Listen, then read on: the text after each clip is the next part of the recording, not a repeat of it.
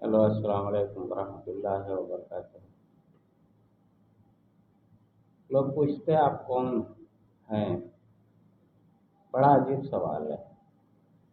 आप हमको डेली सुनते हो, देखते भी हो, फिर भी पूछते हो आप कौन हैं।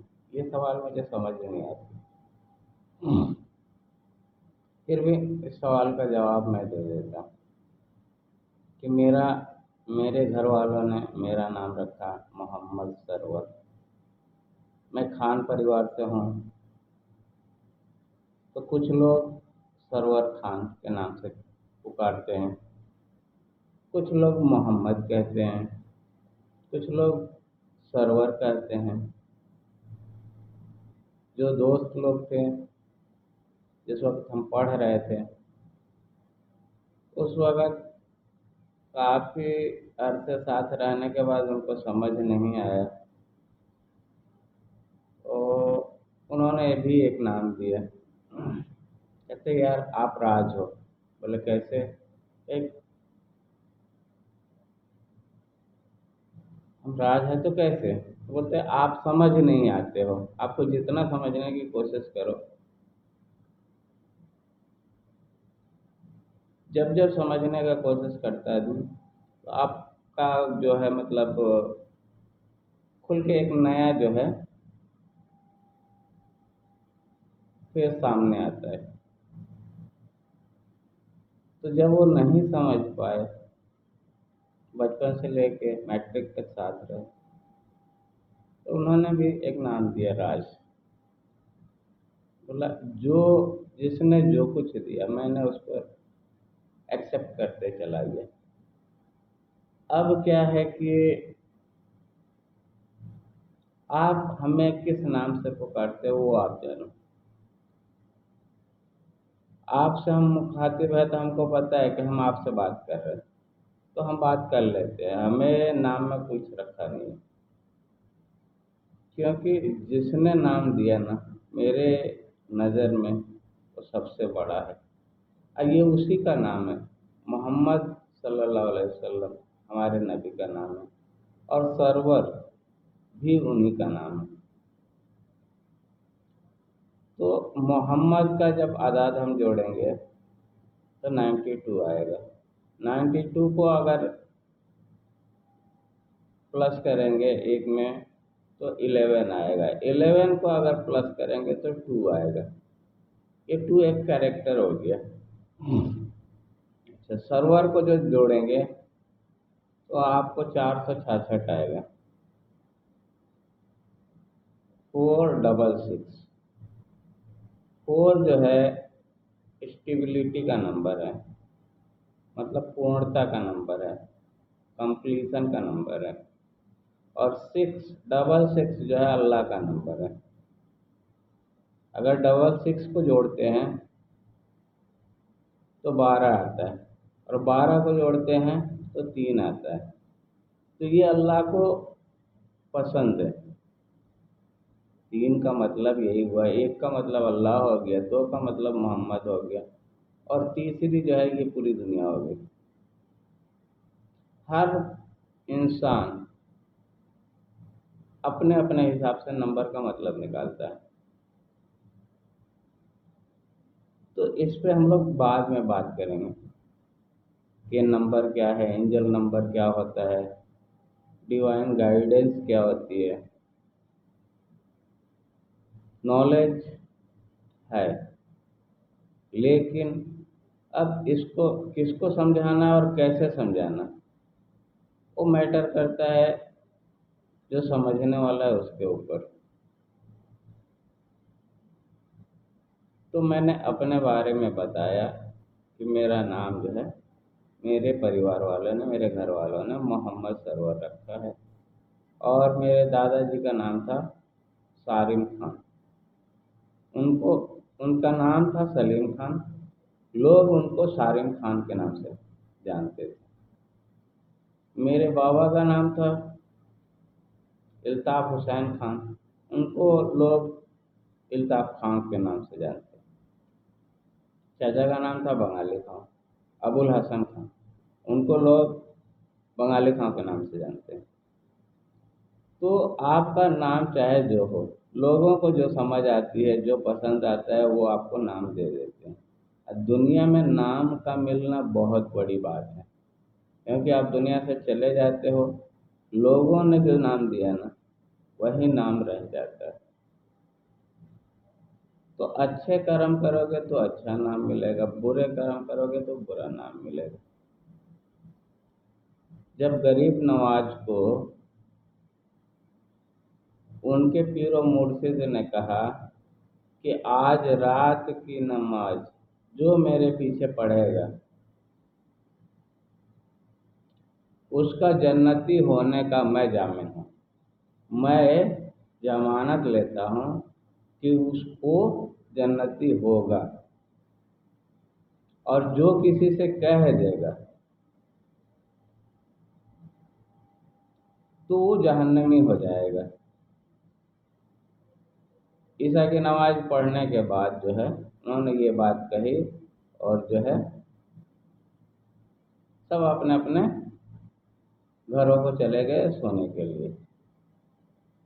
ख्वाजा गरीब नवाज जो है उठे और सारे गांव का दरवाजा खटखटा के सबको जगाया, एक एक करके सबसे कहा कि मेरे पीर और मुर्शिद ने कहा है कि मेरे पीछे आज जो फजर की नमाज पढ़ेगा वो जन्नती होगा, लिहाजा आप सब फजर के नमाज में हाजिर हों।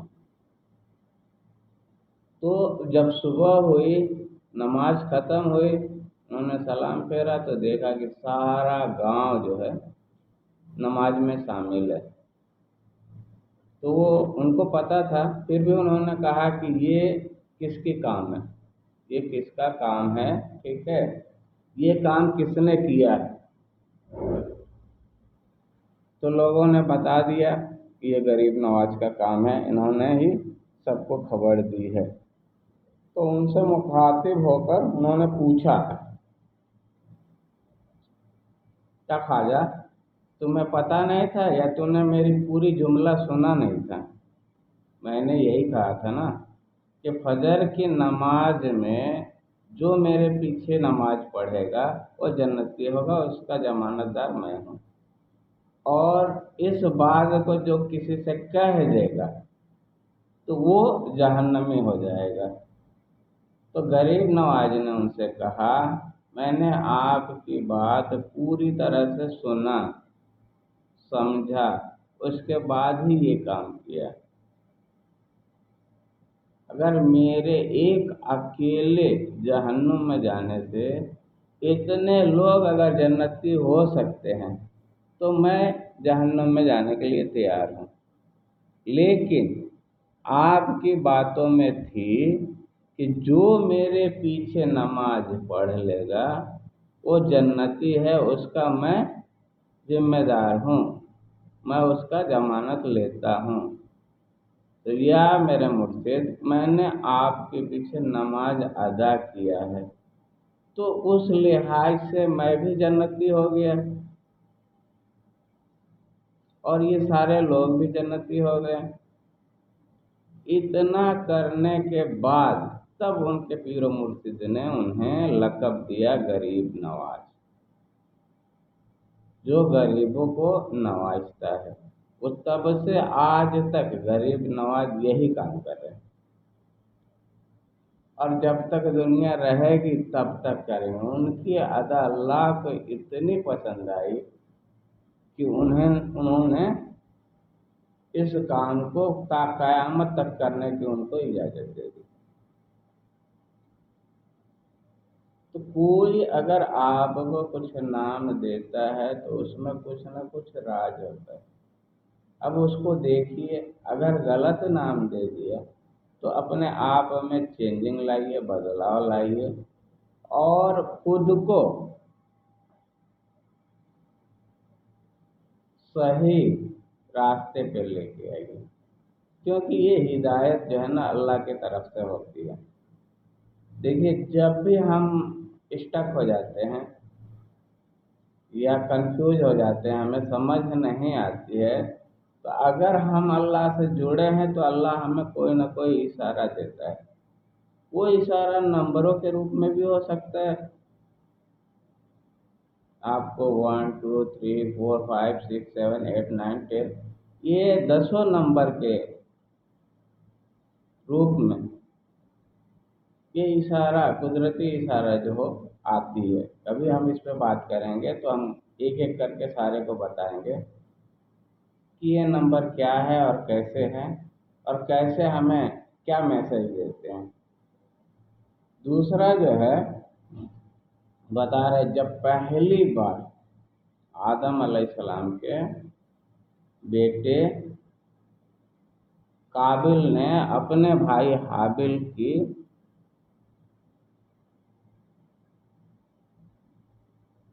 कत्ल कर दिया तो उसे समझ नहीं आ रहा था कि अब मैं क्या करूं। तब अल्लाह ताला ने दो कौवों को भेजा और उस कौवों के जरिए उनको इशारा किया, उनको बताया कि तुम्हें क्या करना है। उसी तरह मोहम्मद गजनवी जब जो सोमनाथ के मंदिर पर हमला कर रहा था, थक गया था, तो समझ नहीं आ रहा था कि मैं इसको जो है कैसे इस पे जीत हासिल करूं। तो थक हार के जब आप बैठ जाते हो ना, सिलेंडर हो जाते हो, कहते हो कि आप मेरे बस की बात नहीं है, तब कुदरत आपको इशारा करता है। उसने देखा सामने के पेड़ पे एक चींटी चढ़ रही है, अपने मुंह में दाना लिए हैं, उसका वजन उस चींटी के वजन से 10 गुना ज्यादा है। बार बार चढ़ रही है और गिर जा रही है, चढ़ रही है और गिर जा रही है। तो ये सिलसिला बार बार होते रहा। लास्ट में जो है वो उस दाने को लेके अपने मंजिल तक चली जाती है। उस हादसे ने उसमें नई एनर्जी डाल देता है। हादसा जो है मोहम्मद गजनवी के दिलो दिमाग में बैठ जाता है और उसको नज़र रखते हुए एक बार वो बाउंस बैक करता है और कामयाब हो जाता है। तो जब कभी हम हार जाते हैं, हमें समझ नहीं आता है ना, तो आराम से कभी भी कोई भी परेशानी या मुश्किल अगर आपके सामने आती है, एक बैग अचानक से आती है, तो अपने आप को कहीं किनारे ले जाओ और बैठ जाओ। वो 2-5 मिनट उस मसले पे गौर करो। अल्लाह की तरफ से कोई ना कोई इशारा आपको मिल जाएगा। जैसे ही वो इशारा मिलेगा आप समझ जाओगे तो आपकी मुश्किल जो है वो टल जाएगी। हम यही काम करते हैं कि जब कोई मुश्किल आता है तो घबरा के घर से बाहर भागते हैं और लोगों को मदद के लिए पुकारते हैं, मेरी मदद करो। कोई भी आपकी मदद नहीं कर सकता जब तक कि रब न चाहे, गॉड न चाहे। मेरी बातें समझ में नहीं आएगी तो वो अलग बात है, ठीक है। लेकिन जो परेशानियों से घिरे हैं, जो मुश्किलों से दो चार हो रहे हैं, उनको बार बार समझ में, फिर बराबर समझ में आएगी।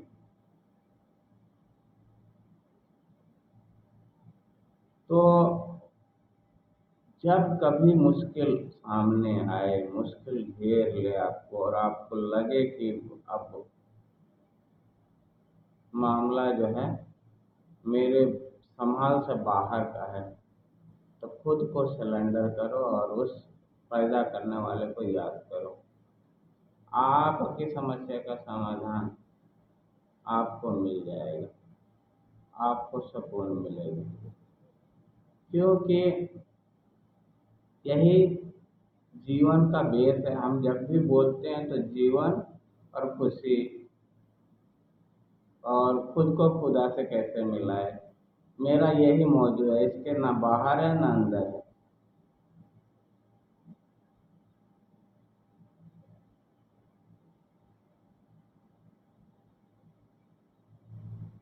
तो बहरहाल यही जीवन का बेस है। ठीक है, अब इस जीवन के बेस को समझो और इस पे अमल करो और खुश रहो जो है प्रेजेंट में। ना पास्ट में जाओ, पास्ट में भी कुछ नहीं मिलेगा। जो छूट गया सो छूट गया। फ्यूचर में भी कुछ नहीं मिलने वाला है। आप फ्यूचर के लिए परेशान हो। आपने फ्यूचर देखा है? एक वाकया बता रहे हैं पांडवों के जमाने का। ठीक है, युधिष्ठिर धर्मराज कहलाता था। तो एक मांगने वाला जो है उनके दरबार में आया और अपना सवाल किया कि मुझे कुछ दे दो। तो युधिष्ठिर ने कहा कि आप कल आना। ठीक है, आज हम जो है बिजी हैं। वो चला गया। वहीं पे भीम खड़ा था। भीम ने कहा, भ्राता तूने तो मौत को भी जीत लिया, मौत पे विजय हासिल कर ली। बोला ऐसा क्यों कह रहे हो? उन्होंने कहा, तुमने अभी कहा कि कल आना, मैं कल दूंगा। ठीक है, क्या तुम्हें पता है कि कल तुम रहोगे? तो बोला नहीं। तो फिर ये जुमला आपने कैसे कह दिया कि तुम कल आना और कल जो है मैं तुमको दूंगा? तो इसलिए जो कुछ करना है वो आप आज करो। कल अगर कल की बात आती है तो कहो इंशाअल्लाह, अगर अल्लाह ने चाहा तो कल ये काम करेंगे। बिना उसकी मर्जी के कुछ नहीं होता, बिना उसकी चाहत के। तब उनको समझ आए, फिर वापस उसको बुला के उन्होंने जो कुछ भी देना था दिया।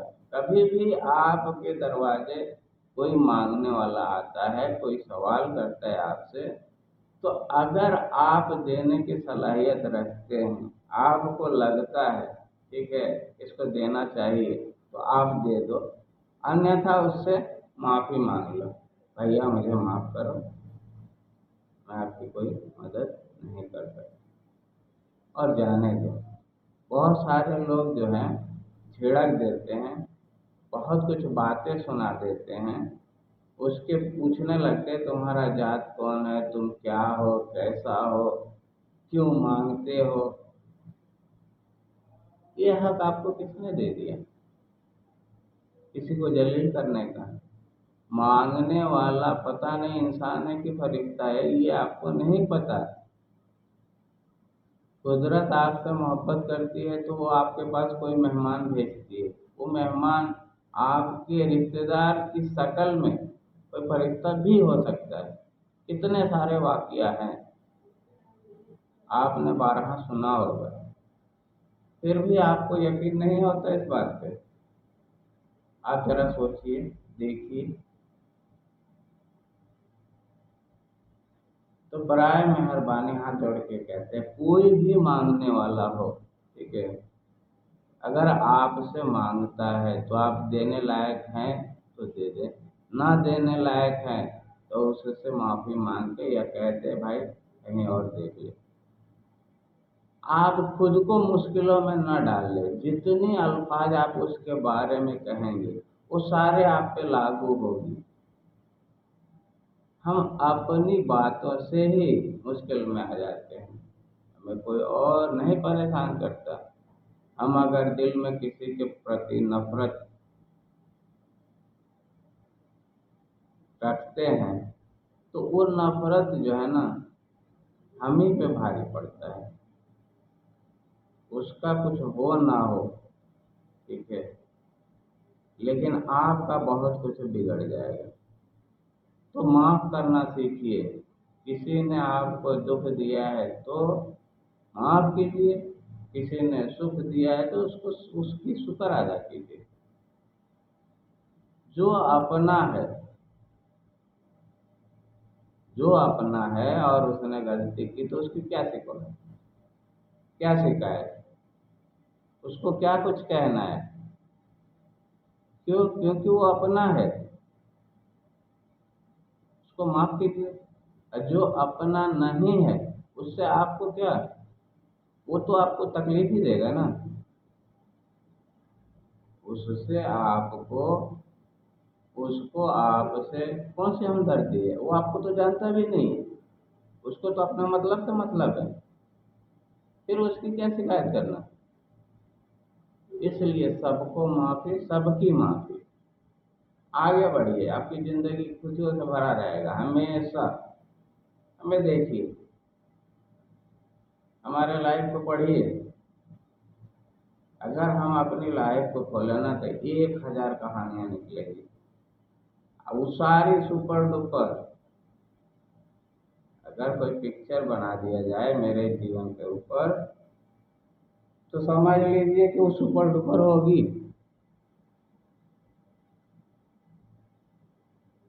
जो जानते हैं वो जानते हैं।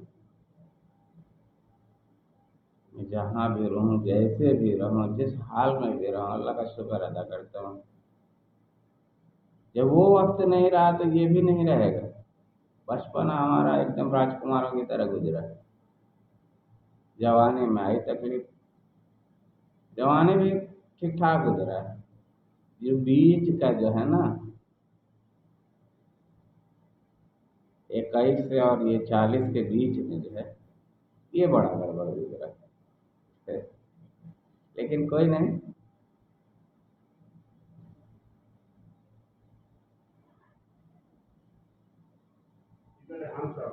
पत्थर, हाँ। ना है यार, टेबल पे देखो। तो सॉरी, अब कुछ नहीं कर।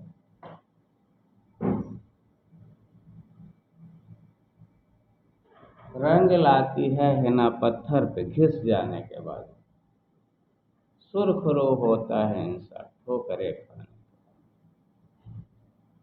रंग लाती है हिना पत्थर पे घिस जाने के बाद, सुर्खरू होता है इंसान ठोकरे खाने के बाद। चलिए, तो मिलते हैं अगले वीडियो में। अल्लाह हाफिज़।